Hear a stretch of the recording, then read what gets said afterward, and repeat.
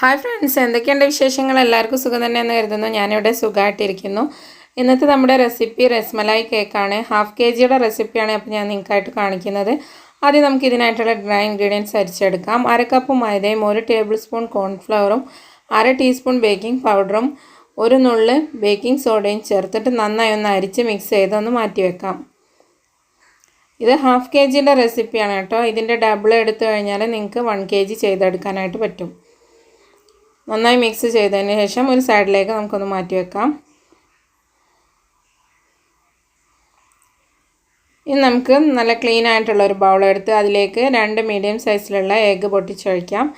അതിലേക്ക് 1/2 ടീസ്പൂണിൻ്റെ അടുത്ത് ഏലക്കാപ്പൊടി ചേർത്ത് കൊടുക്കാം. അതിലേക്ക് മധുരത്തിന് ആവശ്യമായിട്ടുള്ള പഞ്ചസാര, അതായത് 1/3 കപ്പാണ് ഞാനിപ്പോൾ ചേർത്തിട്ടുള്ളത്. അത് ചേർത്തിട്ട് നന്നായി ഒന്ന് ബീറ്റ് ചെയ്തെടുക്കാം. നമുക്ക് എഗ്ഗ് നല്ല ഫ്ലഫി ആയിട്ട് വരുന്നത് വരെ ബീറ്റ് ചെയ്തെടുക്കാം.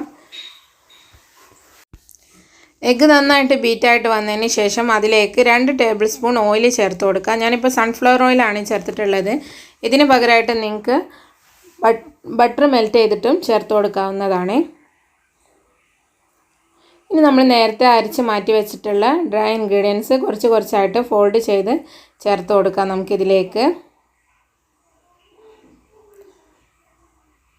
2-3 ബാച്ചായിട്ട് ഫോൾഡ് ചെയ്ത് കൊടുത്താൽ മതി. അതിൻ്റെ കൂടെ തന്നെ 2 ടേബിൾ സ്പൂൺ പാലോ ഇളം ചൂടുള്ള വെള്ളമോ ചേർത്തിട്ട് ഒന്ന് ഫോൾഡ് ചെയ്ത് കൊടുക്കണം. ബാറ്റർ കട്ടിയായി പോകാതിരിക്കാൻ വേണ്ടിയിട്ടാണ് ഇങ്ങനെ ചെയ്യുന്നത്. അപ്പോൾ ഞാനിപ്പോൾ മുഴുവനായിട്ട് ഇതിനകത്തേക്ക് ചേർത്തിട്ടുണ്ട്. ഇനി നമുക്ക് ഈ റെഡിയാക്കിയിട്ടുള്ള ബാറ്റർ ഒരു 6 ഇഞ്ചിൻ്റെയോ അല്ലെങ്കിൽ 5 ഇഞ്ചിൻ്റെയോ ടിന്നിൽ ഒഴിച്ചിട്ട് ബേക്ക് ചെയ്തെടുക്കാം. 5 ഇഞ്ചിൻ്റെയിലാണെങ്കിൽ കുറച്ച് ഹൈറ്റ് കിട്ടും. 6 ഇഞ്ചാണെങ്കിൽ കുറച്ച് ഫ്ലാറ്റ് ആയിട്ടായിരിക്കും ഇരിക്കുന്നത്. എന്നിട്ട് 160 ഡിഗ്രിയിൽ 30 മിനിറ്റ് ബേക്ക് ചെയ്തെടുക്കുക. നിങ്ങളിപ്പോൾ ഓവൻ ഇല്ലാതെയാണ് ചെയ്യുന്നതെങ്കിൽ നിങ്ങൾ സ്റ്റൗ ടോപ്പിൽ ഒരു പാത്രം നന്നായിട്ട് ചൂടാക്കിയതിന് ശേഷം അതിലേക്ക് നമ്മുടെ ടിന്ന് ഇറക്കി വെച്ചിട്ട് 30 മിനിറ്റ് ലോ ഫ്ലെയിമിൽ വെച്ച് അടച്ചു വെച്ച് ബേക്ക് ചെയ്തെടുത്താൽ മതി. ഞാനിവിടെ 35 മിനിറ്റ് ബേക്ക് ചെയ്തെടുത്തിട്ടുള്ള കേക്കാണിത്. ഓവനിലാണ് ചെയ്തെടുത്തിട്ടുള്ളത്. നന്നായിട്ട് പൊങ്ങിയൊക്കെ സോഫ്റ്റായിട്ട് വന്നിട്ടുണ്ട്. നമുക്കിതൊന്ന് ഡിമോൾഡ് ചെയ്തതിന് ശേഷം തണുക്കാനായിട്ടൊന്ന് മാറ്റി വെക്കാം.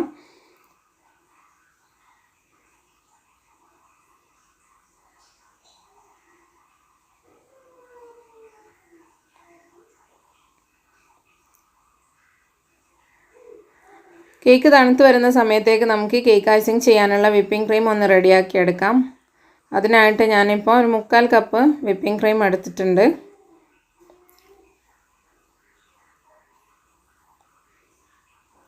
അതിലേക്ക് 2 ഡ്രോപ്പ് യെല്ലോ കളർ ഇറ്റിച്ച് കൊടുത്തിട്ടുണ്ട്. ഞാൻ ജെൽ കളറാണ് ചേർത്തിട്ടുള്ളത്.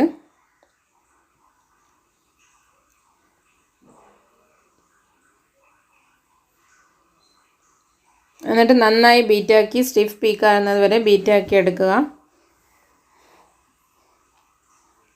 നമ്മളെ ക്രീം നന്നായിട്ട് ബീറ്റായിട്ട് വന്നിട്ടുണ്ട്. അപ്പോൾ നമ്മളെ കേക്കും നന്നായിട്ട് തണുത്ത് വന്നിട്ടുണ്ട്. ഇനി നമുക്കിത് ഐസിങ് ചെയ്ത് തുടങ്ങാം. നമ്മൾ രസ്മലായി കേക്ക് ആയതുകൊണ്ട് തന്നെ ഇതിന് ഫില്ലിംഗ് ആയിട്ട് രസ്മലായി ആണ് കൊടുക്കുന്നത്. അപ്പോൾ ഹോം മെയ്ഡ് ആയിട്ടുള്ള രസ്മലായി ആണ് ഞാൻ യൂസ് ചെയ്തിട്ടുള്ളത്. 1/2 ലിറ്റർ പാൽ വെച്ചിട്ട് ചെയ്തെടുത്തിട്ടുള്ള രസ്മലായിയുടെ റെസിപ്പി ആണ് ഇതിലേക്ക് ചേർത്ത് കൊടുത്തിട്ടുള്ളത്. നമ്മൾ കേക്ക് 3ആയിട്ട് കട്ട് ചെയ്തതിന് ശേഷം ഒരു ലെയർ നമ്മൾ ബോർഡിൽ വെച്ചിട്ട് ഷുഗർ സിറപ്പ് വെച്ച് ജസ്റ്റ് ഒന്ന് നനച്ച് കൊടുത്തു. അതിന് ശേഷം രസ്മലായിയുടെ ആ റാബ്ഡി വരുന്ന ഭാഗം നമ്മൾ ഇതിൻ്റെ മേലെ ഒഴിച്ച് നന്നായിട്ട് ഒന്നുകൂടെ ഒന്ന് നനച്ച് കൊടുക്കുക. അതിന് ശേഷം നമ്മൾ റെഡിയാക്കിയിട്ടുള്ള ക്രീം ഇതിൻ്റെ മേലെ സ്പ്രെഡ് ചെയ്ത് കൊടുക്കാം. അതിന് ശേഷം കുറച്ച് നട്ട്സൊക്കെ ഇട്ട് കൊടുക്കാം. ആൽമണ്ട്സോ പിസ്തയാണ് ഇട്ട് കൊടുക്കുന്നത് ഞാൻ. അതിനുശേഷം സെക്കൻഡ് ലെയർ വെച്ചിട്ട് ചെറുതായി ഒന്ന് ഷുഗർ സിറപ്പ് വെച്ച് വെറ്റ് ചെയ്തെടുക്കാം. മുഴുവനായിട്ട് നമുക്ക് റാബ്ഡി വെച്ചിട്ട് വെറ്റ് ചെയ്തെടുക്കാം.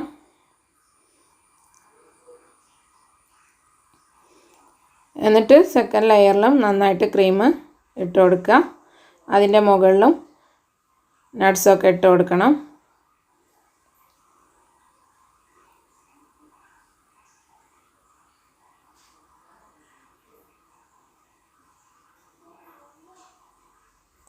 അതിൻ്റെ കൂടെ തന്നെ ഒരു രസ്മലായിയുടെ ഒരു പീസ് ഞാൻ അതിലേക്ക് പൊടിച്ചിട്ട് കൊടുത്തിട്ടുണ്ട്. അത് ഫസ്റ്റിലത്തേൽ ചെയ്തത് പറയാൻ മറന്നുപോയതാണ്.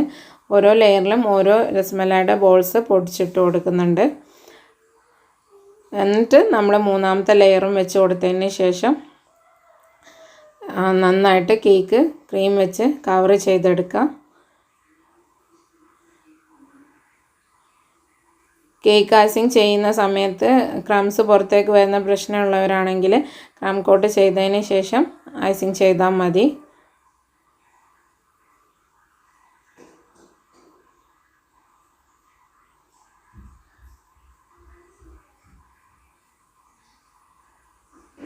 അപ്പോൾ നമ്മളിവിടെ ഐസിങ് ചെയ്തെടുത്തിട്ടുണ്ട്. ഇനി നമ്മൾ ഇതിന് മുകളിലായിട്ട് ചെറിയൊരു ഡെക്കറേഷൻ കൊടുക്കുന്നുണ്ട്. ബാക്കി വന്നിട്ടുള്ള ക്രീം വെച്ചിട്ട് നമുക്കിഷ്ടമുള്ള രീതിയിൽ കേക്ക് ഐസിങ് ചെയ്തെടുക്കാം.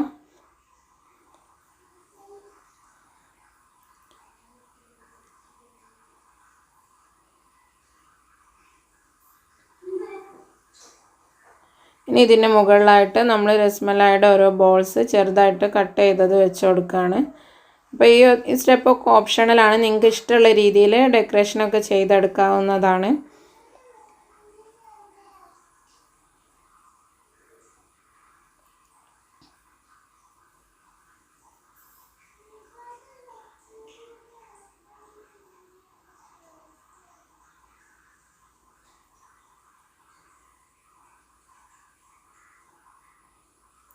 അതിനുശേഷം അതിൻ്റെ നടുക്കായിട്ട് ബാക്കി വന്നിട്ടുള്ള റാബ്ഡി കൂടെ ഒഴിച്ച് കൊടുത്തിട്ടുണ്ട്.